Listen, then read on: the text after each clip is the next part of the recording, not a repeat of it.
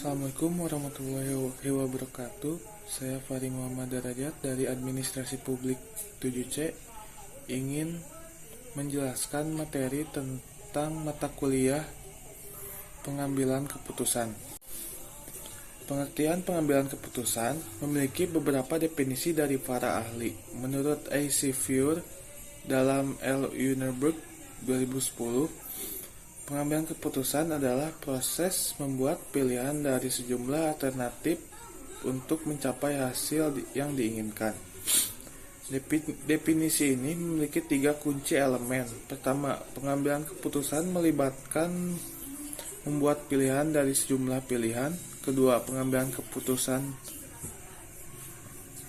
adalah proses yang melibatkan dari sekedar pilihan akhir dari antara alternatif. Ketiga, hasil yang diinginkan yang disebutkan dalam definisi melibatkan tujuan atau target yang dihasilkan dari aktivitas mental bahwa membuat keputusan terlibat dalam mencapai keputusan akhir dalam Uniberg 2010. Pengambilan keputusan ditandai dengan adanya ketidaksesuaian antara harapan dengan kenyataan yang disebut dengan masalah yang kemudian memerlukan alternatif untuk pemecahannya.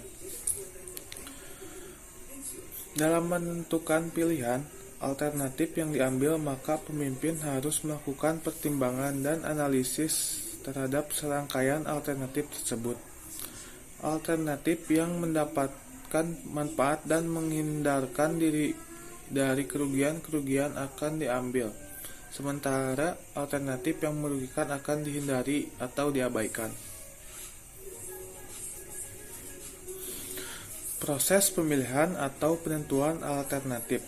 Pemecahan masalah terhadap beberapa alternatif yang ada merupakan inti dari proses pengambilan keputusan.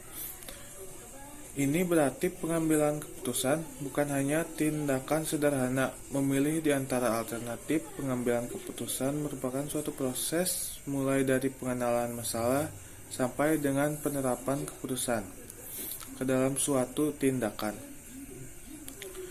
Pengambilan keputusan merupakan hal yang penting terutama bagi seorang pemimpin dalam suatu organisasi. Pemimpin pada semua tingkatan dan semua area di organisasi pasti akan membuat keputusan. Pengertian pengambilan keputusan intuitif. Pengambilan keputusan intuitif menerima tanggung jawab atau pengambilan keputusan. Gaya intuitif bagaimanapun melibatkan sedikit antisipasi masa depan. Perilaku mencari informasi atau mempertimbangkan faktor-faktor logis.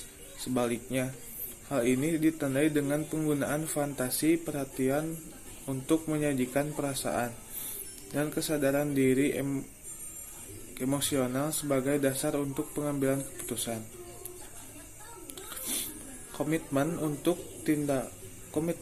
tindakan tercapai relatif cepat dan dasar kebenaran yang dirasakan secara internal. Seringkali individu tidak dapat menyatakan secara eksplisit bagaimana ia memutuskan sesuatu. Gaya ini cenderung menghasilkan pengambilan keputusan yang efektif dibanding gaya rasional, karena ketidaktepatan dari waktu ke waktu dalam keadaan internal individu dan kapasitas yang terbatas untuk secara akurat mewakili situasi yang asing dalam fantasi. Berdasarkan uraian di atas, dapat disimpulkan bahwa pengambilan keputusan dapat dilakukan dengan menggunakan metode rasional dan intuisi secara simultan. Well 2008 menyatakan bahwa metode rasional dan intuisi merupakan dua metode penting yang saling melengkapi, komplementer dalam proses pengambilan keputusan. Gaya intuisi ditandai dengan ketergantungan pada pengalaman batin, fantasi, dan kecenderungan untuk memutuskan dengan cepat. Tanpa banyak pertimbangan atau pengumpulan informasi, para pengambil keputusan intuisi menerima tanggung jawab untuk pilihan, tetapi fokus pada emosional, kesadaran diri, fantasi, dan perasaan, sering secara impulsif.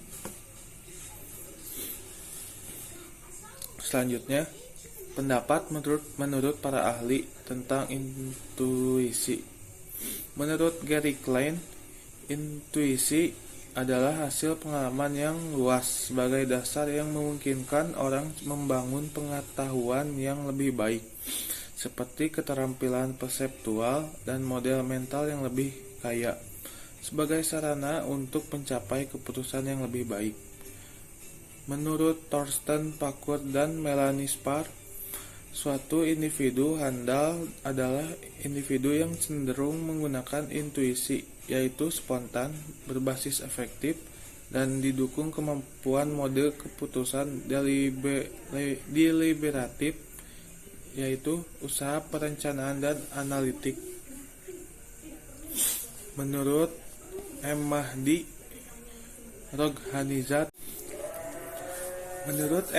Rohanizat dan Derek J. Neville, pada saat seseorang dihadapkan dengan pengambilan keputusan yang melibatkan resiko, maka dia akan menggantungkan diri pada intuisinya. Menurut Julie Gore dan E. Conway 2016, metode pengambilan keputusan alami natural yang cenderung dapat mengurangi tingkat kesalahan secara efektif adalah menggunakan intuisi ditambah pengalaman. Menurut Sarah Furlan et al. 2016, intuisi dikatakan sebagai kemampuan merespons secara cepat. Berdasarkan beberapa pendapat para ahli tentang pengambilan keputusan berdasarkan intuisi adalah bahwa intuisi merupakan cerminan dari proses penalaran informasi dan proses suatu pengalaman yang mengakibatkan seseorang pemimpin mengambil keputusan secara cepat dan efektif. Pemimpin yang baik adalah pemimpin yang mampu membuat keputusan yang efektif secara akurat, tetapi modal untuk membuat keputusan yang efektif adalah kemampuan dan pengalaman kognitif yang tinggi.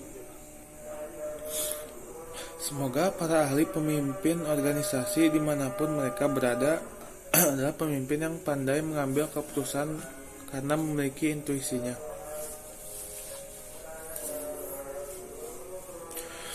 Pengambilan keputusan dengan intuisi digunakan dalam keadaan: yang pertama, ketidakpastian yang tinggi, keterbatasan atau ketidaklengkapan bukti, tidak dapat diprediksinya variabel secara rasional atau ilmiah, terbatasnya fakta, tidak sepenuhnya fakta terkait dengan permasalahan, terbatasnya data untuk analisis, terdapat beberapa alternatif solusi yang baik dan argumentatif, dan keterbatasan waktu.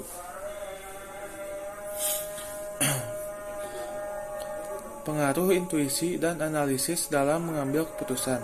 Seorang ahli intuisi, Daniel Kahneman, menurutnya intuisi adalah pengetahuan kita terhadap jawaban yang benar dan segala sesuatu tanpa melakukan sejumlah analisis lebih lanjut. Intuisi sering diremehkan dan tidak dijadikan sebagai metode dalam decision making yang utama. Padahal intuisi seringkali benar jika diterapkan pada lingkungan yang stabil, teratur, dan mudah diprediksi. Intuisi dapat digunakan sebelum memutuskan, perlu atau tidak penggunaan, dan sebelum membuat sebuah keputusan, khususnya ketika melihat tren dan segmentasi dari berbagai kelas.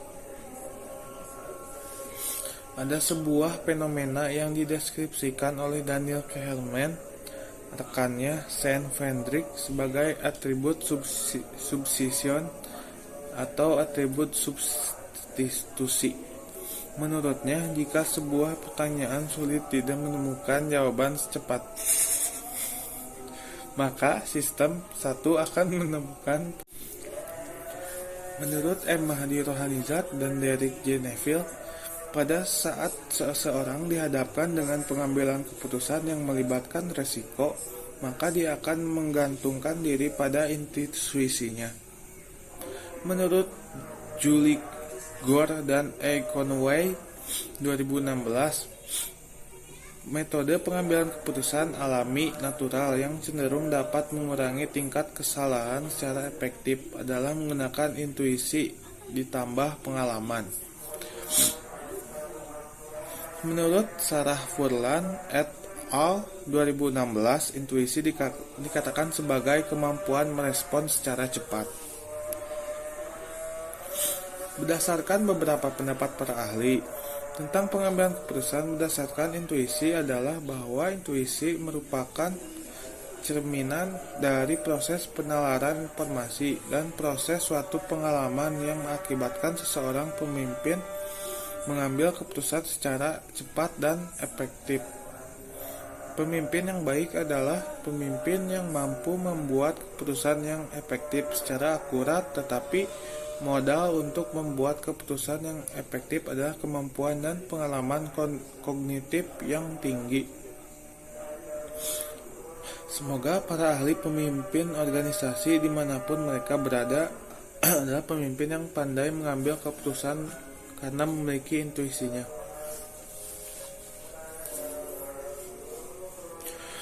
Pengambilan keputusan dengan intuisi digunakan dalam keadaan: yang pertama, ketidakpastian yang tinggi, keterbatasan atau ketidaklengkapan bukti, tidak dapat diprediksinya variabel secara rasional atau ilmiah, terbatasnya fakta, tidak sepenuhnya fakta terkait dengan permasalahan, terbatasnya data untuk analisis, terdapat beberapa alternatif solusi yang baik dan argumentatif, dan keterbatasan waktu. Pengaruh intuisi dan analisis dalam mengambil keputusan. Seorang ahli intuisi, Daniel Kahneman, menurutnya intuisi adalah pengetahuan kita terhadap jawaban yang benar dan segala sesuatu tanpa melakukan sejumlah analisis lebih lanjut. Intuisi sering diremehkan dan tidak dijadikan sebagai metode dalam decision making yang utama. Padahal intuisi seringkali benar jika diterapkan pada lingkungan yang stabil, teratur, dan mudah diprediksi.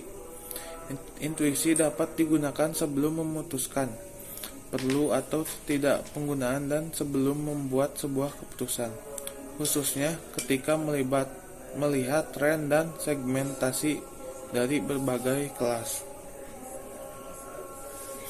Ada sebuah fenomena yang dideskripsikan oleh Daniel Kahneman, rekannya Saint Frederick, sebagai atribut substitution atau atribut substitusi.